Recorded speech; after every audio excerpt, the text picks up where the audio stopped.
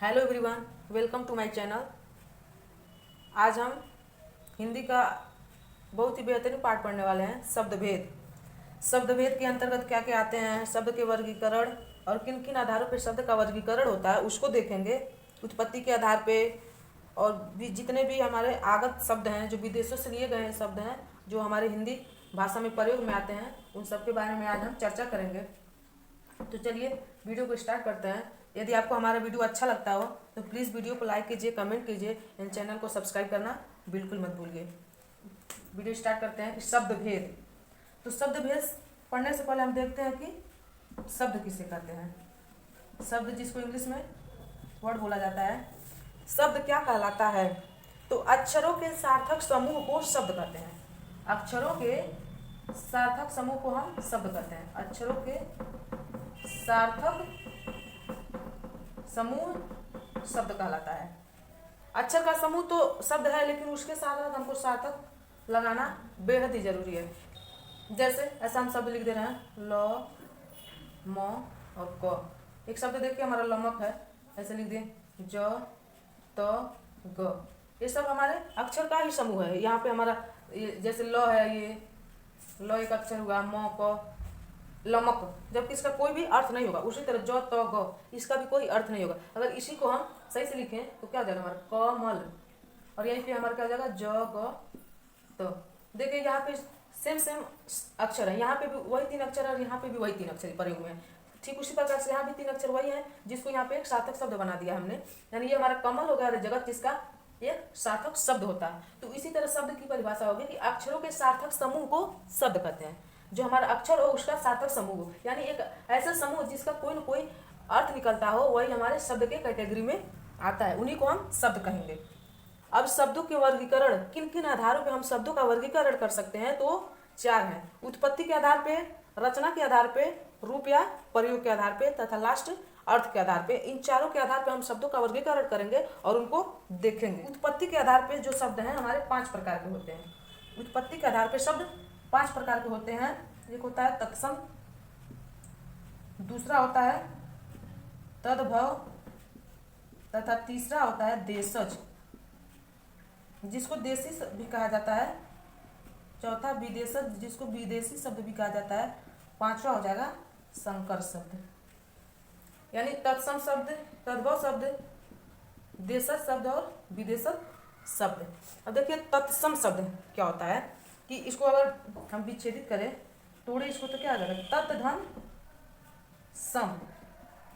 सम का तत् माने उसी, असम माने बराबर, उसी के समान। जिसको दूसरे शब्द में क्या कहा जाता है कि ऐसे शब्द जो संस्कृत से ज्यों के त्यों हिंदी भाषा में प्रयोग में आते हैं, उसे तत्सम शब्द कहा जाता है।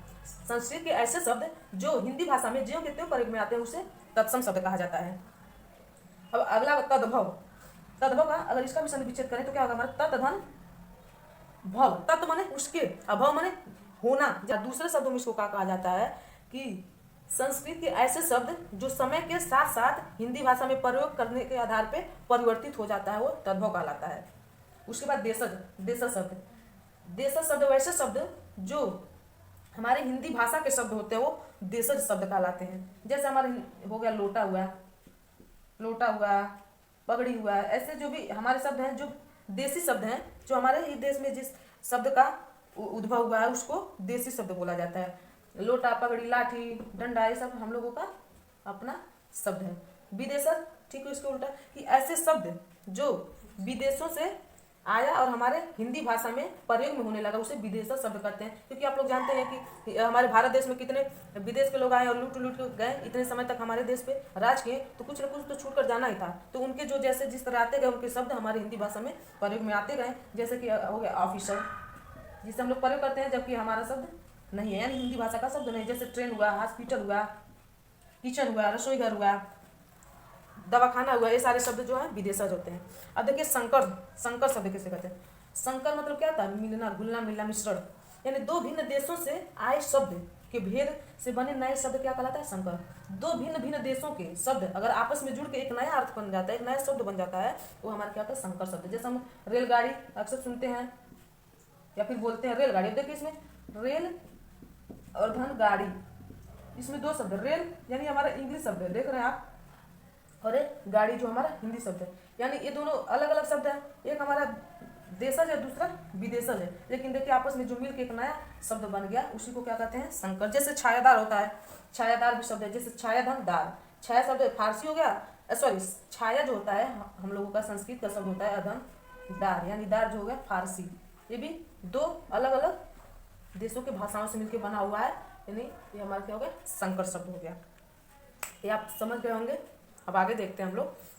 रचना के आधार पर शब्द 3 प्रकार के होते हैं, रूढ़ शब्द, यौगिक शब्द और योग रूढ़ शब्द। रूढ़ शब्द किसे कहते हैं, ऐसे शब्द जिसका खंडन करने पे उसका कोई भी सार्थक अर्थ न निकले, वो रूढ़ शब्द कहलाता है। जैसे हमारा अगर हम लिख दिए जल या कनक, मगर, जो भी कोई शब्द लिख दिए, अगर इसको खंडन करें यानी इसको अगर विच्छेदित करें तो इसका क्या होगा, जल, यानी जो धन ल जल, ना इसका कोई अलग से शाब्दिक अर्थ निकल रहा है, ना ही इसका कोई अर्थ निकल रहा है।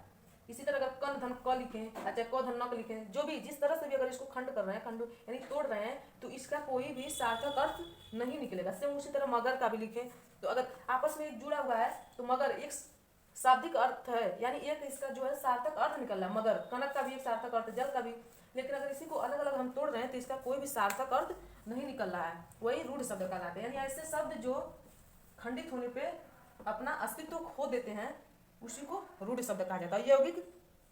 यौगिक शब्द ऐसा शब्द होता है कि ऐसे शब्द जिसका खंडन करने पे उसका सार्थक अर्थ निकलता हो, यौगिक कहलाता है। जैसे हम लिख रहे हैं विद्यार्थी, अब देखिए इसी को खंडित करेंगे तो क्या होगा, हमारा विद्याधन अर्थी। एक में जब था तभी भी एक विशेष अर्थ रख रहा था विद्यार्थी, और जब इसको खंडित किया, अलग अलग तोड़े, तो भी इसका अर्थ विद्या का शिक्षा अर्थी माने होता है ग्रहण करने वाला, यानी अर्थ, इसका भी अलग अलग अपना अर्थ निकला। जैसे अगर हम ये लिख दिए रसोई घर, अगर यहाँ रसोई घर लिख रहे हैं, एक में है तभी भी अपना एक सार्थक अर्थ निकाल रहा है रसोई घर, लेकिन अगर इसी को अलग हम तोड़े रसोई धन घर, तो रसोई का भी अपना एक अर्थ है, घर का भी, एक में है तभी भी अलग अलग टूटा तो भी, इसी को क्या बोला जाता है, यौगिक शब्द बोला जाता है। अब देखिए योग रूढ़ शब्द। योग रूढ़ शब्द यानी ऐसे शब्द जिसका खंडन करने पे या फिर जिसका अर्थ निकालने पे किसी विशेष तीसरे के और इशारा कर वो योग रूढ़ कहलाता है। जैसे एक तरह समझ, जितने भी बहुव्रीहि समास के एग्जाम्पल होते हैं वो सब योग रूढ़ होते हैं। जैसे हम लिखे चंद्रशेखर, अगर हम यहाँ लिख रहे हैं चंद्रशेखर, तो चंद्रघन शेखर, यानी जिसके शिखर है, जिसके सिर पे, जिसके बाल पे चंद्रमा हो, उसे चंद्रशेखर कहते हैं। अब किसी भी विशेष को, जैसे हम ही अपने अगर सिर पे अपने बाल पे हम चंद्रमा रख ले रहे हैं, चंद्रमा जैसा कोई भी बनावटी चीज, तो हम चंद्रशेखर नहीं होंगे। चंद्रशेखर का एक विशेष अर्थ होगा क्या, भगवान शिव। इसी तरह चक्रपाणी यानी चक्रधन पाणी, जिसके हाथ में चक्र, हम अगर आप अपने हाथ में चक्र ले रहे हैं तो आप चक्रपाणी के अंतर्गत नहीं है। इसका एक विशेष महत्व है कि इसके विष्णु जी। इसी तरह से योग रूढ़ हुए। अब देखिए कि प्रयोग के आधार पे शब्द के कितने प्रकार हैं, तो 2 प्रकार हैं, विकारी शब्द और अविकारी शब्द। विकारी शब्द किसे कहते हैं, ऐसे शब्द या जो शब्द लिंग, वचन व कारक, देखिए लिंग, वचन व कारक, इन तीनों के आधार पे परिवर्तित हो जाए तो विकारी शब्द कहलाते हैं, और जो शब्द लिंग, वचन व कारक के आधार पे परिवर्तित न हो अविकारी कहलाते हैं। बहुत ही सिंपल सा इसका परिभाषा हुआ क्या, कि जो शब्द लिंग, वचन व कारक के आधार पे परिवर्तित हो जाए वो विकारी शब्द है, और जो शब्द लिंग, वचन व कारक के आधार पे परिवर्तित न हो वो हमारा अविकारी शब्द है। जो परिवर्तित हो जाए विकारी है, जो परिवर्तित न हो अविकारी। देखिए जैसे एग्जाम्पल कैसे मतलब हुआ, जैसे हो गया सीता जाती है, सीता जाती है, यहाँ लिख दिए, और ये लिख दे रहे हैं राम जाता है। बहुत ही सिंपल सा एग्जाम्पल, और देखिए जो कंफ्यूजन याद हो, यहाँ लिखिए सीता या राम, जाना, दोनों जाने का ही काम कर रहे हैं ना, लेकिन यहाँ देखिए कि सीता है तो जाती है लिख रहे हैं, और राम है तो जाता है। यानी ये जो वर्ब है इसमें परिवर्तन हुआ ना, जैसे ही हम यहाँ पे संज्ञा बदले, जैसे यहाँ पे स्त्रीलिंग या पुरुष लिंग, जैसे लिंग बदला हमारा, स्त्रीलिंग यानी लिंग जब स्त्रीलिंग था तो जाती है, और जब पुरुष लिंग आया तो जाता है। साफ साफ दिख रहा होगा परिवर्तन, कि जैसे लिंग बदल रहा है तो वैसे हमारा वर्ब भी क्या, क्रिया हमारा क्या हो रहा है, परिवर्तित हो जा रही है। तो इसी प्रकार से जो शब्द लिंग, वचन या कारक के आधार पे परिवर्तित हो जाए वो हमारा विकार, कि जो शब्द लिंग, वचन और कारक के आधार पे परिवर्तित हो जाए वो विकारी शब्द है, और जो शब्द लिंग, वचन और कारक के आधार पे परिवर्तित न हो वो हमारा अविकारी शब्द है। जो परिवर्तित हो जाए विकारी है, जो परिवर्तित न हो अविकारी। देखिए जैसे एग्जाम्पल कैसे मतलब हुआ, जैसे हो गया सीता जाती है, सीता जाती है, यहाँ लिख दिए। और ये लिख दे रहे हैं राम जाता है। बहुत ही सिंपल सा एग्जाम्पल, और देखिए जो कंफ्यूजन याद हो। यहाँ लिखिए सीता या राम, जाना, दोनों जाने का ही काम कर रहे हैं ना, लेकिन यहाँ देखिए कि सीता है तो जाती है लिख रहे हैं और राम है तो जाता है। यानी ये जो वर्ब है इसमें परिवर्तन हुआ है ना, जैसे हम यहाँ पे संज्ञा बदले, जैसे यहाँ पे स्त्रीलिंग या पुरुषलिंग, जैसे लिंग बदला हमारा स्त्रीलिंग, यानी लिंग जब स्त्रीलिंग था तो जाती है, और जब पुरुष लिंग आया तो जाता है।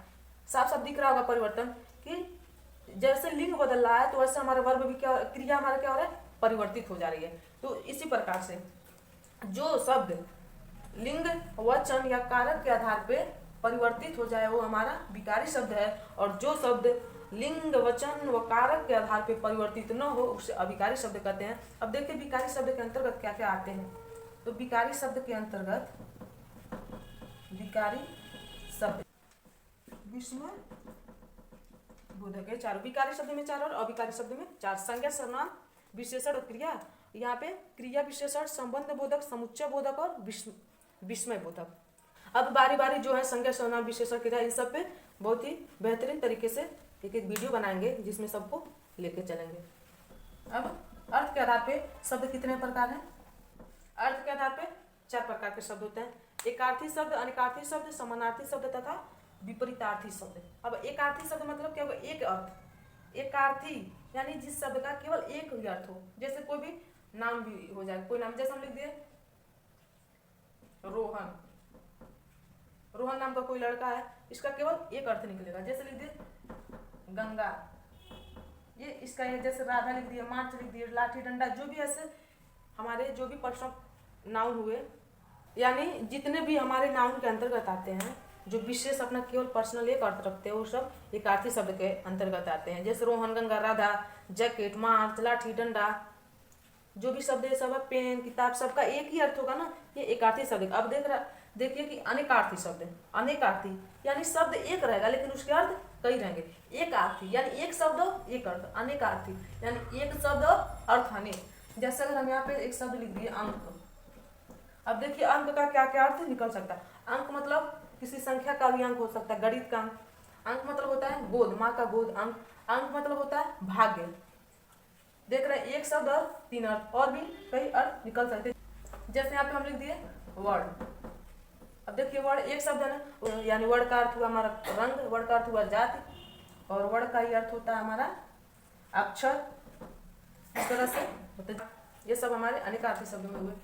अब देखिए उसके बाद क्या है, समानार्थी, यानी ऐसे शब्द जो अलग अलग शब्द रहे लेकिन सबका अर्थ एक रहे। समानार्थी को एक दूसरे शब्द में पर्यायवाची कहते हैं, पर्यायवाची। जैसे हम यहाँ पे लिख दिए जल, लिख दिए पानी, लिख दिए नीर, लिख दिए। तो देखिए शब्द तो सारे अलग अलग हैं लेकिन सबका अर्थ क्या होगा, एक ही होगा। सबका अर्थ पानी, वाटर ही हुआ। अब अगला विपरीतार्थी शब्द, इसी को विलोम कहेंगे, यानी शब्द का ठीक उल्टा। जैसे यहाँ पे दिन लिख दिए तो उसका क्या हो जाएगा रात, छोटा लिख दिए तो क्या हो जाएगा बड़ा, मोटा लिख दिए तो पतला। अब ये आप लोग समझ गए होंगे कि शब्द के भेद किस किस आधार पर शब्द के कितने भेद हैं।